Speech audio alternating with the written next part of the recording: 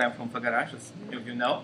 And the other reason is because many of the people who fought against communism fought in those mountains. And it's also very beautiful as picture. And since I talk about birth of beauty, I thought I should begin with a beautiful place. The mountains themselves are in Europe, certainly. And you have the map of Europe, the map of Europe as it was up to a few days ago, because there have been some changes recently, apparently. And for those of you who are not familiar with it, Romania is over here. Russia is over here. After World War, forgive me? Crimea. Crimea is over here, yes. This is Ukraine. This is the Republic of Moldova.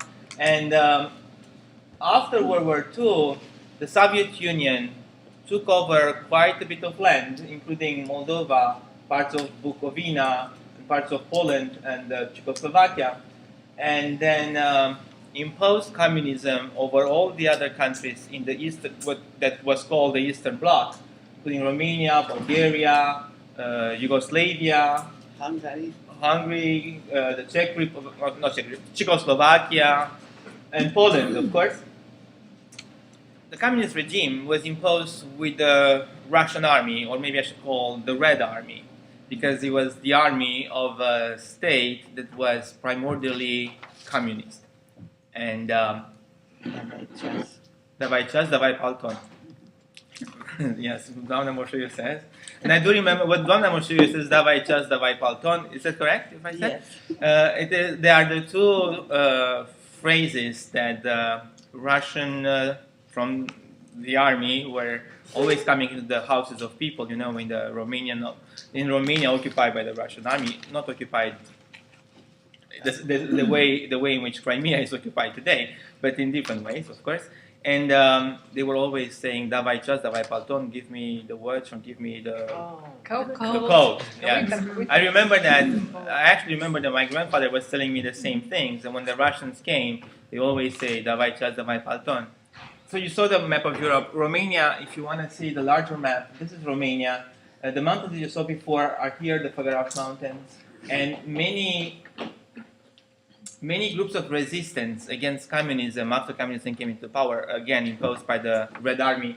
Many were fighting exactly precisely in those mountains because they could be covered by the environment and they could hide easily. It was not a fight against armies. They were groups of people from sometimes even 2 to 10 or to 15 people who were having a guerrilla fight, if I can call it this way.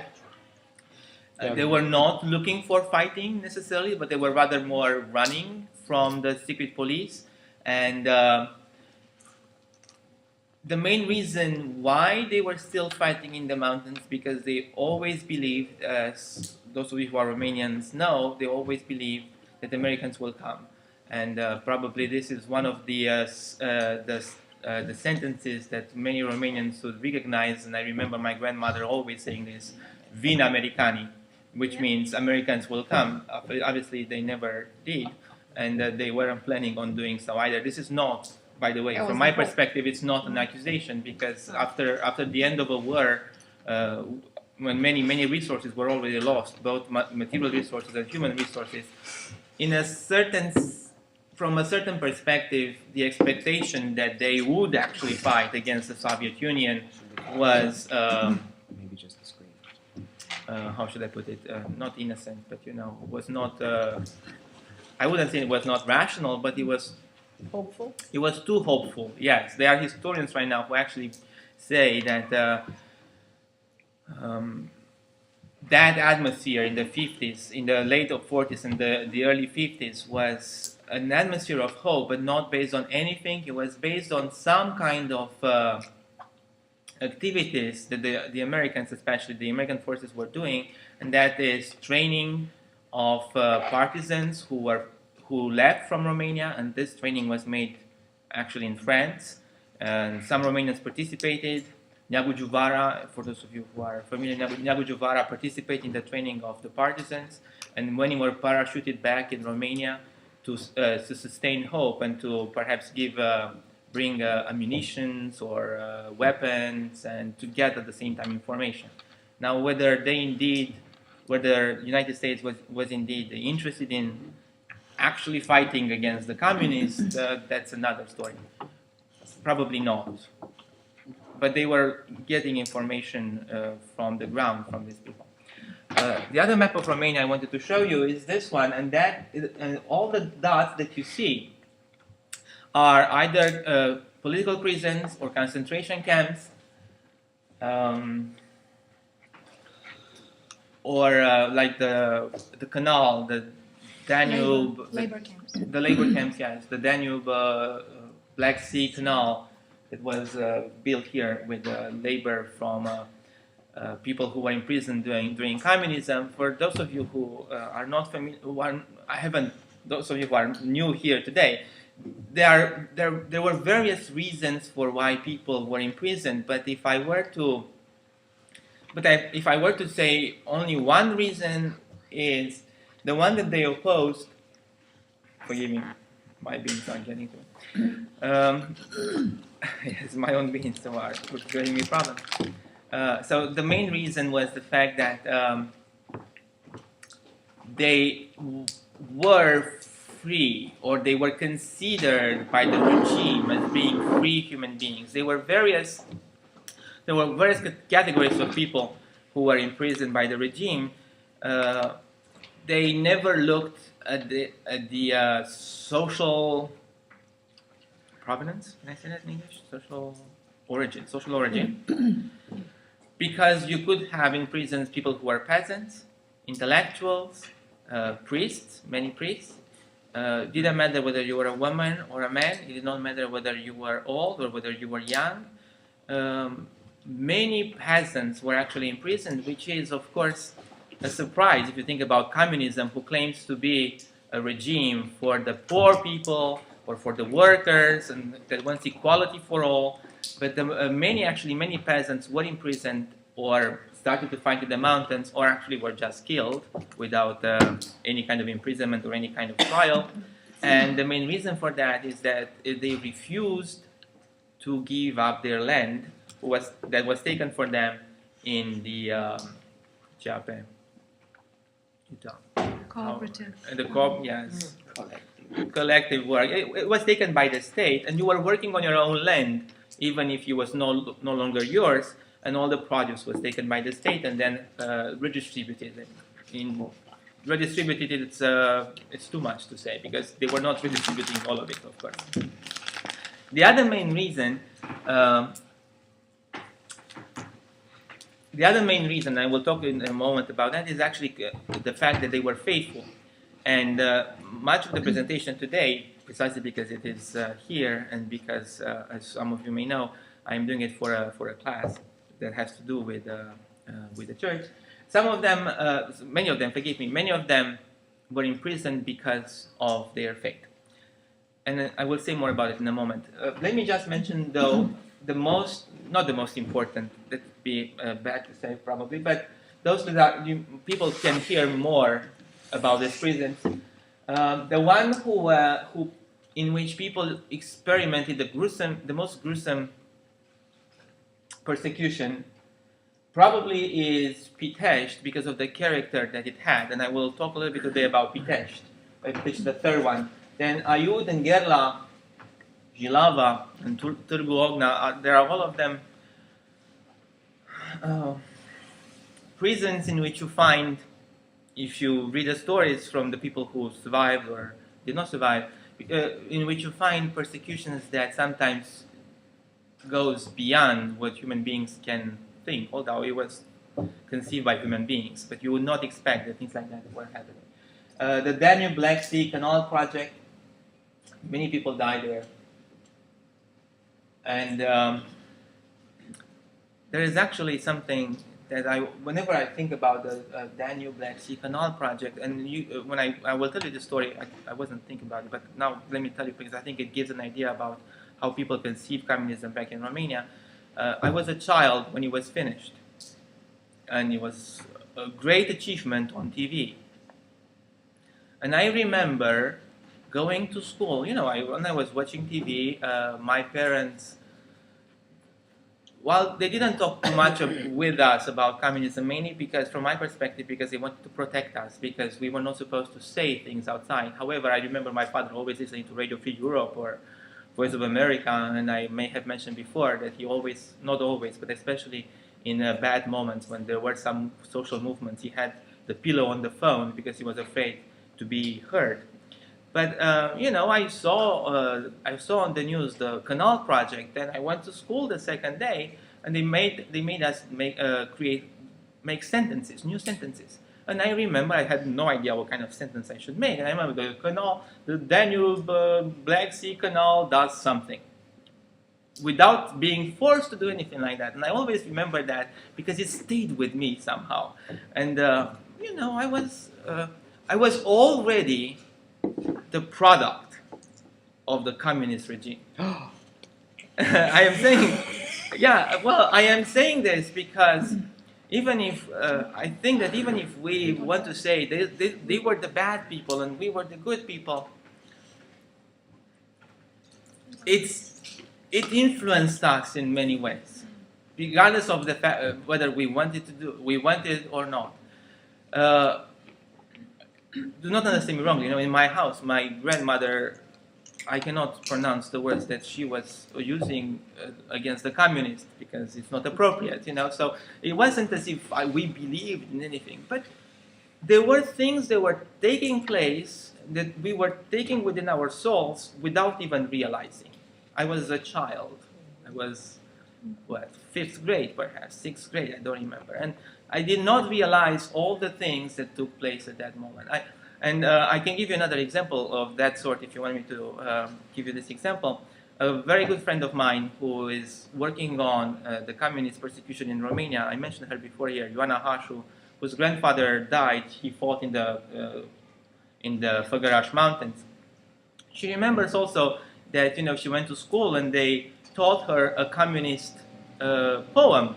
And she came home to her grandmother, the grandmother being the wife of that man who died in his 30s, and she was very young with 2 children when he died. And the mother said something, look what these people do, they destroy even our children with this. And she went back to school and she said, I'm not going to learn this poem anymore because my grandmother said that I'm not allowed to. You can imagine what kind of problems they had in the family because, of course, the parents were called to school. They were the children of a former partisan. Huge problems because of that. See, we knew never to tell at school or somebody else whatever we discuss in our house. Correct. Yes, we knew. We knew Yes, that. we knew that. And in this thing, I think has an influence on us, a very strong influence in how we are formed. I remember 1 year after I finished my master's degree here in the U.S., I taught in high school for 1 year, and there was a school in which you had children from 1st grade to 12th grade, and I had a homeroom, as you know, and I remember a child coming to I may have mentioned it before, I don't remember, but the child came to my room, and all of a sudden he started to say, we have this at home, we have that at home, my father does this, my mother does it, and I was shocked. Why was I shocked? Because we were taught to never talk about what happened at home if you go outside.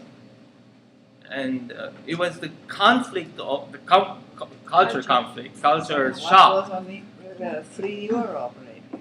I mean, Yeah, never say anything. My never father say always whatever told- happens on Radio Don't Free tell Europe. anybody, I listen that. Forgive me? My father always said it was on Sunday morning, Uh-huh. Europe Voice and the other one, American Voice So of there was a America. very Voice of America. popular Voice of America. They always radio said, don't tell station. anybody, but the radio was, Always on. buzzing I know. on the street. If anybody And- passed the house, they could Correct. It was always on, even our house. And I remember my father was getting angry when it was not working because at Yeah. times he was react. I don't know how to say it. Bad reception. It was bad. So there was a very popular radio station called Free Europe that just about everybody would listen to because they would actually get this. Many people who defected, who actually fled Romania, would end up testifying to this radio station of the horrors that happened. So then everybody was listening to him, but they, God forbid, somebody from the Communist Party find out that they were listening. And actually, the authorities were interfering with the radio signal, which is Yeah. why Say it they was so can hard listen. to capture, and you always had to tune in. Good to say this station broadcasted in not just in Romania. Correct. It was correct. Czechoslovakia, and Albania, all the Macedonia. communist. And I think that Voice of America was financed by the American Congress, if I'm not mistaken. Both, even Free Europe. Oh yeah. I didn't know. I knew about Voice of America. Both. Did you ever mention about Uteciști și Pionier? Oh, I was. I was a I was pioneer. just- I was Uteciști too. That is Yeah. the young communist. And only the good students can get into the first round, first group of. But we were all made. Yeah. Right. Yeah. Yes. At the end, I but mean, it wasn't we an didn't option. Know that. We didn't know. 100%. Whoever was not a Yeah. pioneer was. 100%. I think so. You know, It Yeah. wasn't the an best- option. You could not say as a child, I don't want to be there. Yeah. Yeah. So I wanted to talk today a little bit about communism and the church. There are things that seem to approach them from if you look at them from a certain perspective. And the first one is that communism, if you look at the doctrine itself, and in Western Europe, for example, many communists were hugely appreciated, and France went towards the left very much. And when Solzhenitsyn, who came from the Russian Gulag, some words are not coming to me right now. Ce a fost Solzhenitsyn? A fost un dissident, Russian dissident, yes. A Russian dissident who spent time in Russian Gulag, and he wrote the Gulag Archipelago that you may be familiar with. The moment it was published in France, many did not believe. The French intellectuals, many did not believe what he was writing, because they thought that Lenin and Stalin did something good. Yes, Adrian. They were communism. They were, The yes. left side in France, yeah. The left side, yes. And they, Famous communist. not only that, but they actually appreciated. Right. They appreciated the structure of the state as it took place in the Soviet Union, and they thought it was a wonderful structure. But then they denied the reality. They denied the reality, and Right. precisely because they think that communism always requires equality and union, Yeah, which right. are good ideals in some respect. If you consider them independently without thinking how they come to be, if you say, well, we are all equal and we all want union, we all want to be a body, we would say, from a perspective of Christianity, then they seem to be fine. Yes. That's why the French Communist Party was very strong Correct. in France Mhm. and in Spain. Yes. With, of course, with Russian money, Yeah. of course. And stupid writers like Jean-Paul Sartre or Simone de Beauvoir and so on. They wrote and they, Mhm. Correct. Yes. But what I wanted to emphasize, however, that the equality that the communist regime always wants is an equality that is accomplished in the abolition of all differences. Those of you who spent time during the communist regime know that they always said, proletarians of all countries unified or be united. And when you say proletarians of all countries be united, what you're implying that you are, you are erasing, forgive me? You raise the top people. You raise the top people, Parents, yes. correct, Bring them down. and bring all of them down at the same level, but not only that, you also erase all distinctions among nations. And one of the features of the proletariat of all nations Yeah. united, it's not only important whether you are Romanian, you are Greek, you are Russian, you are American, you are what you are all communists, and that comes first.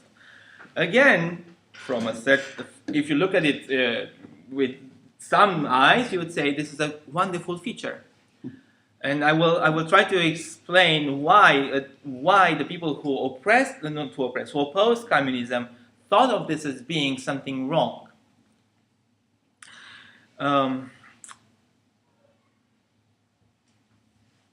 The main difference, the way I see it at least, between communism and the church is that if you erase all differences, as the communist regime wants to do, you are precisely doing the opposite of what the church always proposes, from my perspective, and that is unity within a body, and in that body, each one individual is considered to be a person in relation with everyone else, and at the same time, in relation, of course, with the absolute, or with God. Communism considers human beings as individuals utterly unconnected with anyone else, without having any kind of relations with anyone else, each one of them in himself or herself being a new man, completely created anew, putting down the old and bringing out the new, but not in the same sense in which we talk when we talk about baptism, but rather that they are new and all the same and all equal, having the same faith. And brave. Forgive me? And brave. And brave? And brave. Brave. And brave. And brave, yes. Brave. Mhm.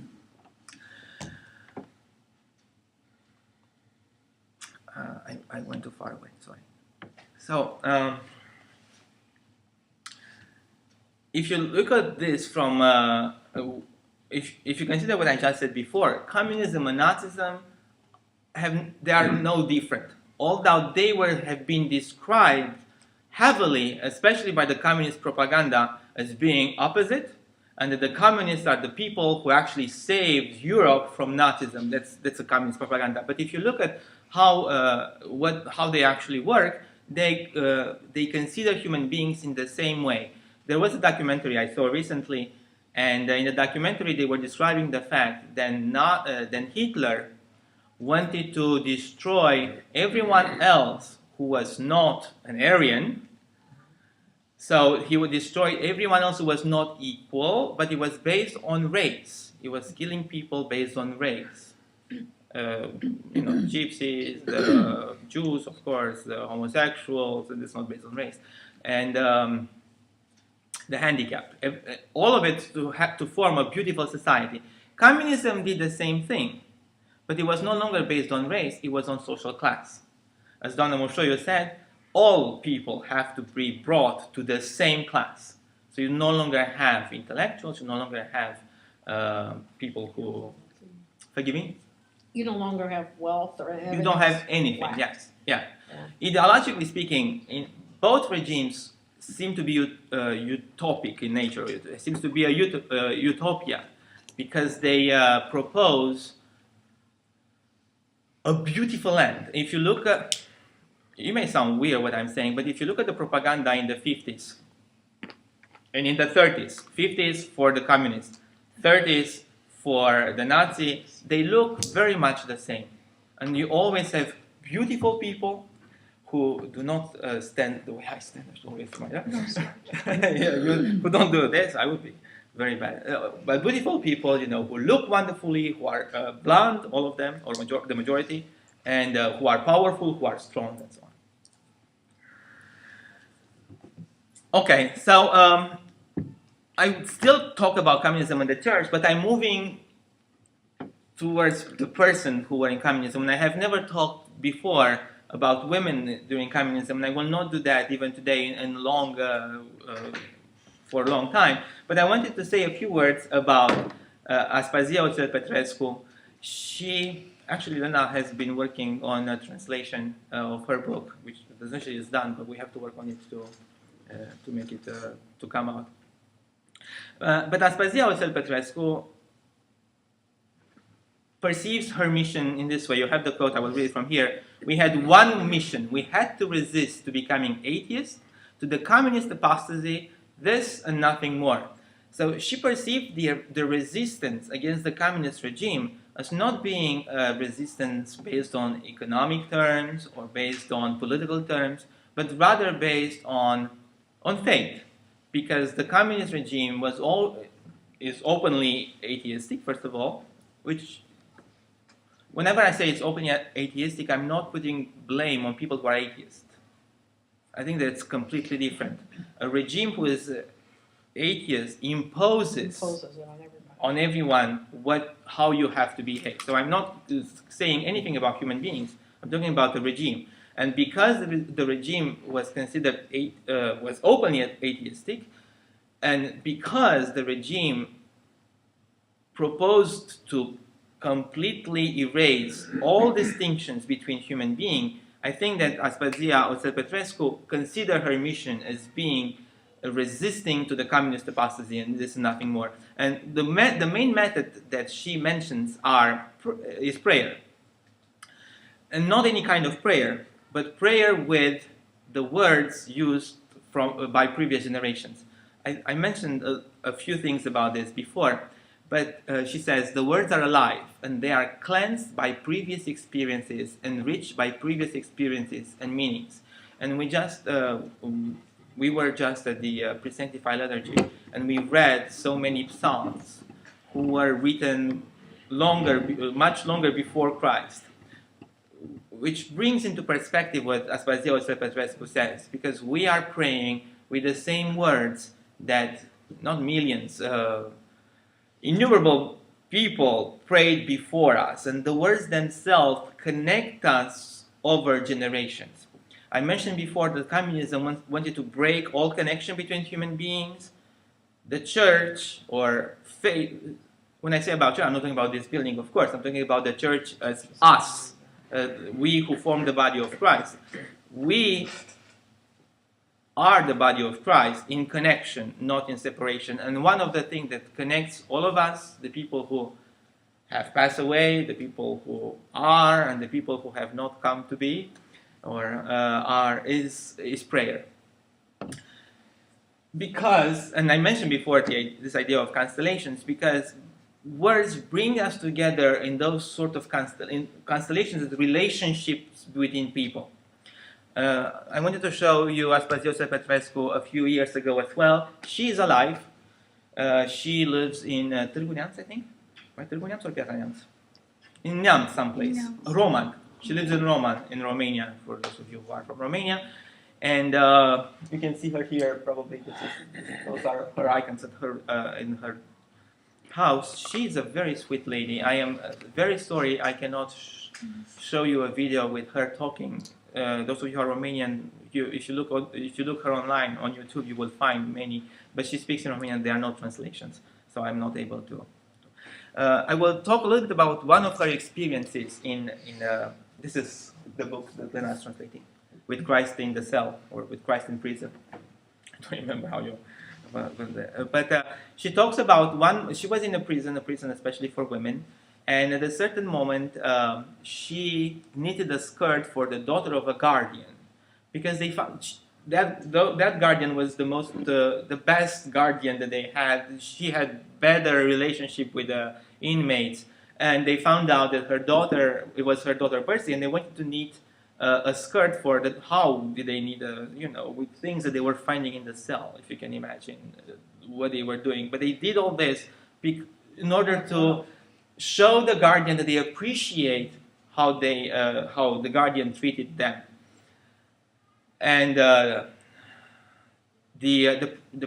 prison finds out, or the administration of the prison finds out, and they do not want to tell one another, and they throw her into solitary confinement in a very cold place, and filled with rats. That's why you can see the rats here.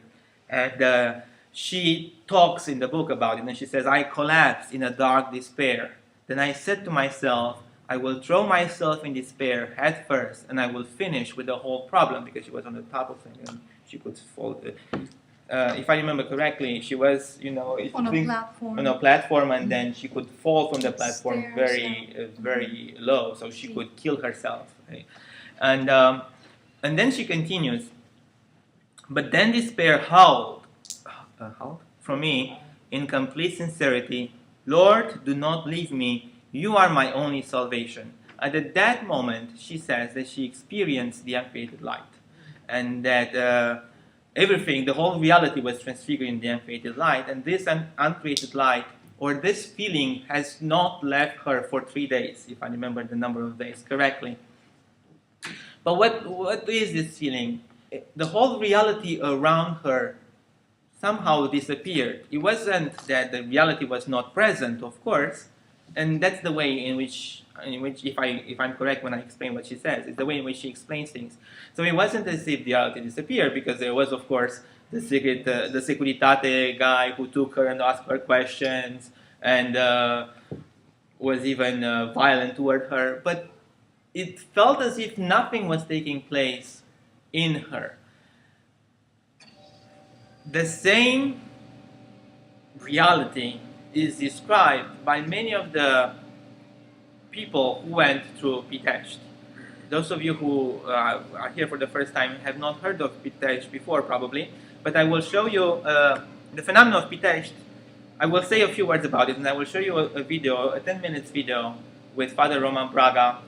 It's a longer interview that he gave for the documentary that we have seen last time. This is not the documentary, this is a 10 minutes interview from him. But before I get to the interview, let me mention what happened in Pitești. Pitești was a prison. He says a few things as well, but I will try to give you the short thing. Pitești was a prison in which only men were, and young men especially, between, he says 25 and 35. I think, if I'm not mistaken, they were between actually 20 and 35. Especially students, especially the generation who could lead the new generation. Because if you take out the leaders, you can rebuild the whole fabric of the society. Let me actually mention this. There is a Russian dissident who says that anytime the communists came in power, they have murdered or imprisoned 10% of the population of that country. And that is with a clear purpose, because if you take out 10% of the population of the country, what you can do, you can restructure or refabric the whole society. And if you refabric the whole society, especially if you take the 10% who are the leaders in their communities, the leaders in their work, the leaders in everything, the people who replace them are people who can sell their mothers and fathers because they have no values. Okay, so in Pitești, there were people between 20 and 35, students, as I mentioned before, and what they wanted to do, the main purpose was not to murder them, but rather to change completely their souls.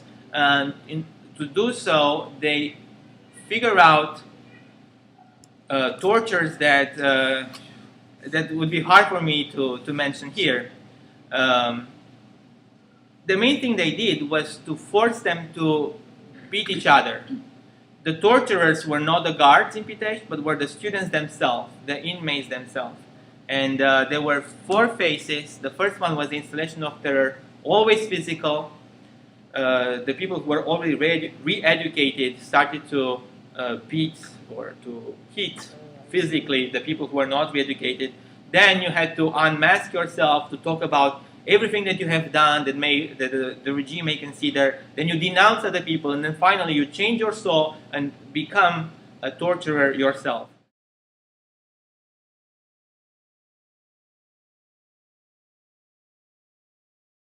But he mentions what kind of tortures took place during prison, and he mentions the fact that in Pitești especially, they had some liturgical games, and that they knew what time of the year it was, in accordance with what kind of games they were playing. And if it was Palm Sunday, they did something that reminded them of Palm Sunday. If it was Pascha, it was something with Pascha. I can tell you now, I mentioned it before, but one of the favorite one was to beat up a human being very badly until he's full of blood. Then you put water on that man, and then you put A sheet. A sheet, Sure. and you put a sheet around him. That body surrounded with that sheet plays the role of the altar, and then a priest from among the inmates is forced to consecrate feces and urine as Holy Communion and give to the other inmates. That's one of the...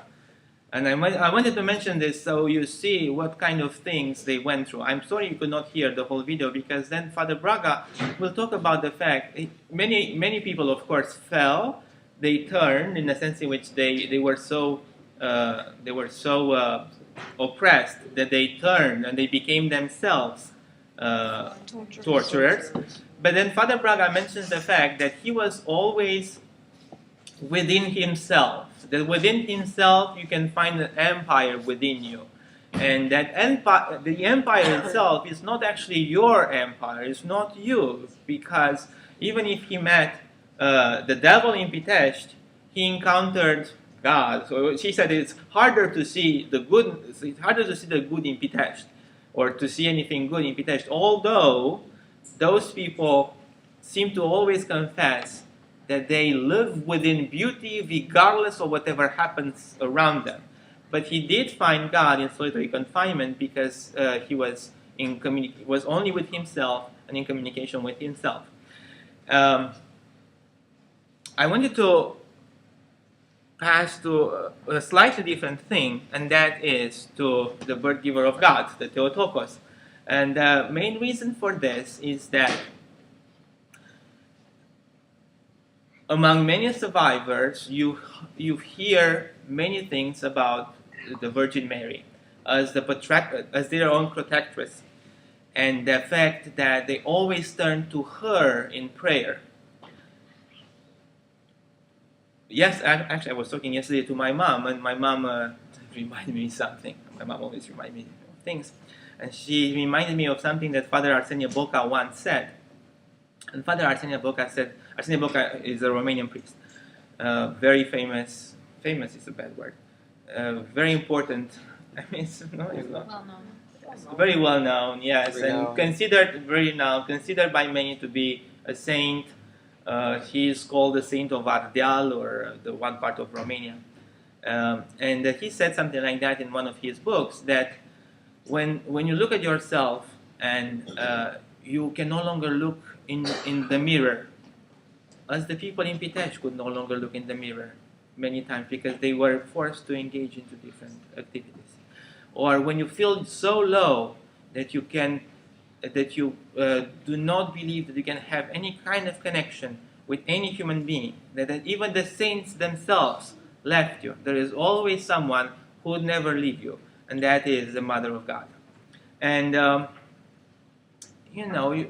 you could see different ways what Father Arsenie Boca said.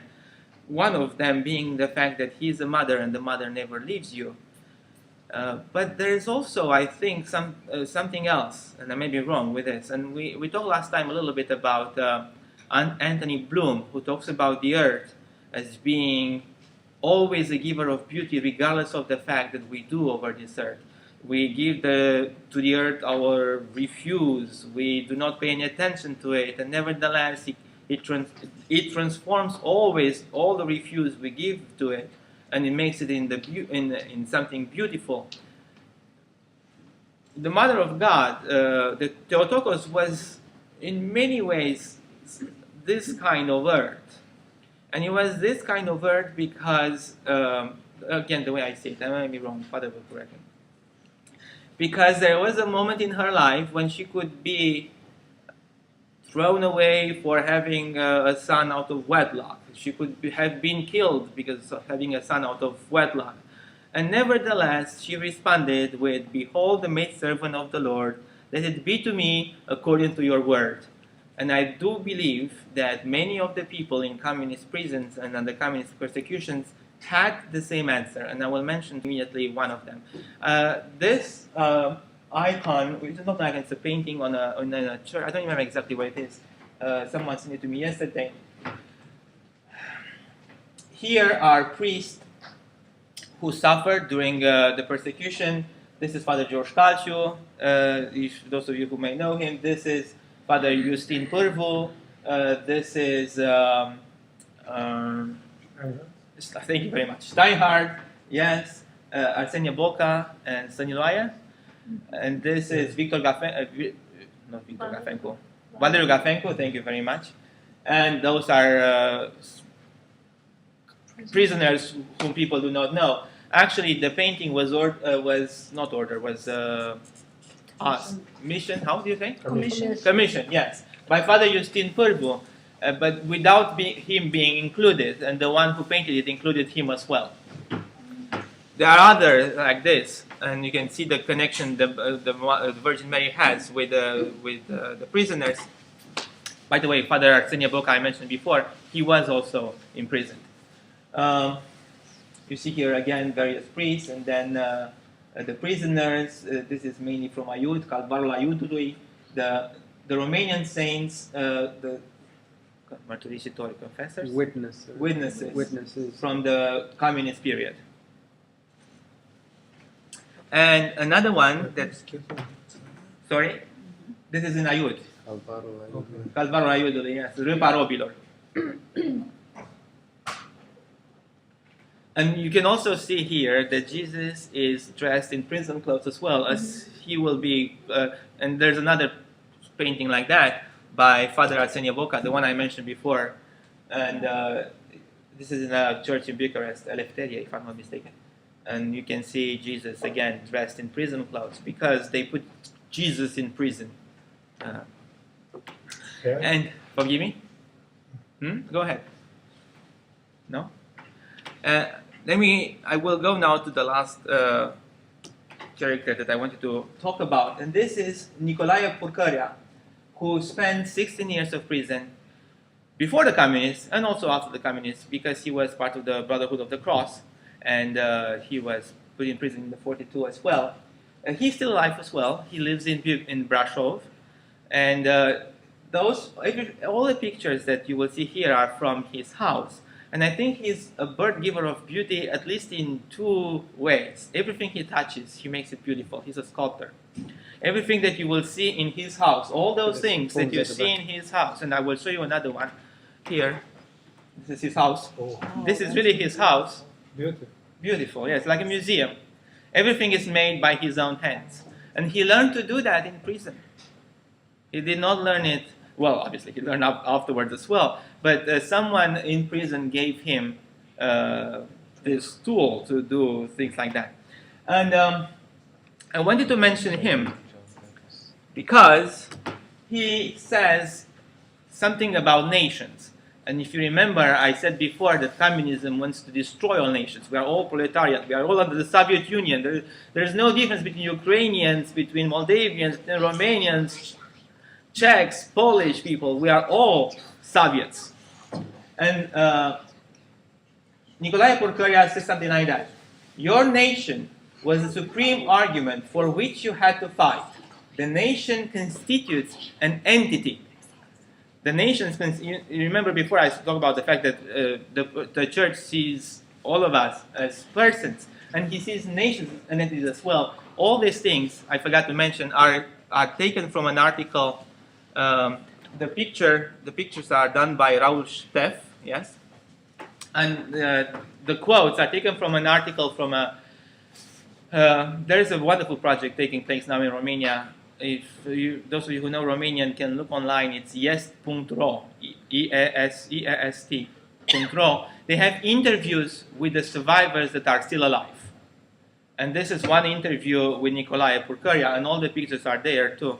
I can send you the link. I forgot to mention it here, actually.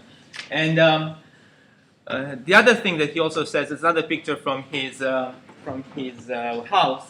Regrets? Give me something better. And he spent 16 years in prison, okay? And he has regrets.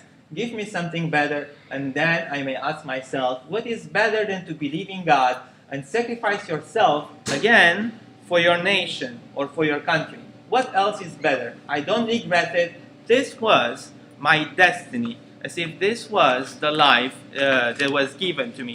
So, I thought I should talk a little bit about what a country or a nation means.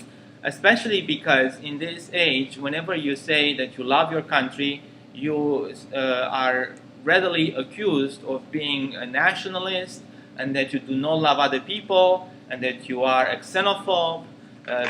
Just because of the love of your country, I'm not saying that all people do that, but there is always a possibility that if you confess the love for your own nation, people may accuse you that you hate the others. That the love for your nation does not presuppose a love for the other. So, but the love that I'm talking about, and I think the love that they are talking about, is not a love that says, I am Romanian, and because I am Romanian, I could say I'm from Făgăraș. I love Făgăraș. Because I am Romanian, I am greater than you are, or because I am Greek, or because I am or I am American, I am greater than you are. But rather, it is a love that acknowledges that the country is given to you, that the country or the nation precedes you. You are not the one who is the creator of it. You are not the one who makes it the wonderful thing that it is on the sky, but rather you are the one who receives it. And we receive things not only for countries. We are given families, we are given communities, we are given countries, and we are given the world itself. And if we are given even imprisonment in some situations, like they were given imprisonment and they perceive this imprisonment as all this. And sometimes, we may think, and this is a question I do not need an answer for, but if you think about how many times, and I confess I have done it, I should confess in the different ways too, I know, how many times haven't we thought about something like that? If only this person did not belong to my day, it would be just perfect. If only this person was not in my family, it would be just perfect. Or if only this person did not belong to my country, it would be just perfect. Or if did not belong to the whole world, it would be even more wonderful. And for them, I never see that. But rather, they always perceive beauty and the love the love they have for their own country is a love that they testify for, they witness in acknowledgement that everyone else in their own differences witness their own love for their own nation and for their own country. Because if you think about, and I mentioned before this idea of constellation, and if a whole nation is a constellation on the sky, the constellation itself cannot be understood unless it is in connection with other constellations. The Big Dipper is not a Big Dipper anymore unless you have other stars connected to it. And because of that, because I was given my own nation, my own country, I am first of all perhaps responsible for it. But I'm being responsible for it, for its own beauty, I have to be responsible for the beauty of the other countries too. And being responsible for the beauty of the other countries, I will be responsible for the whole world. And I mentioned this here, if I'm responsible, of course, for my family, which is given to me. I'm responsible for my community, which is given to me. I'm responsible for my nation, which is given to me because I have not chosen to be Romanian, nor to be from Făgăraș. But thank you, Lord. It's a joke. Okay. And I'm responsible for my nation, of course, but in all of them, being given, I am responsible not as an owner, but I'm responsible as a shepherd. If I were responsible as an owner, then I would be proud and take Crimea for myself, but or other things. But if I am not responsible as an owner, but rather as a shepherd, I acknowledge the beauty of the other nations, and I acknowledge the fact that my responsibility for my nation is translated into my responsibility for the whole world. I wanted to finish. It's already 8:40. And let me finish with another beautiful picture, because I start with the beauty and I end with the beauty. And it is, I talk about constellations. And this picture was sent to me because I talked about constellations. Ioana Hașan sent it to me and said, "Oh, Octavian, you talk about constellations, here it is. Constellations." And it's beautiful in different, you see the constellations and the star, but you also see other constellations.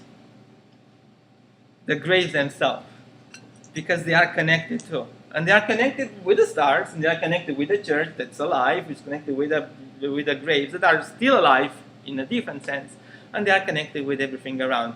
And I thought, that because I'm talking about the responsibility for the world and for the beauty of the world, I would.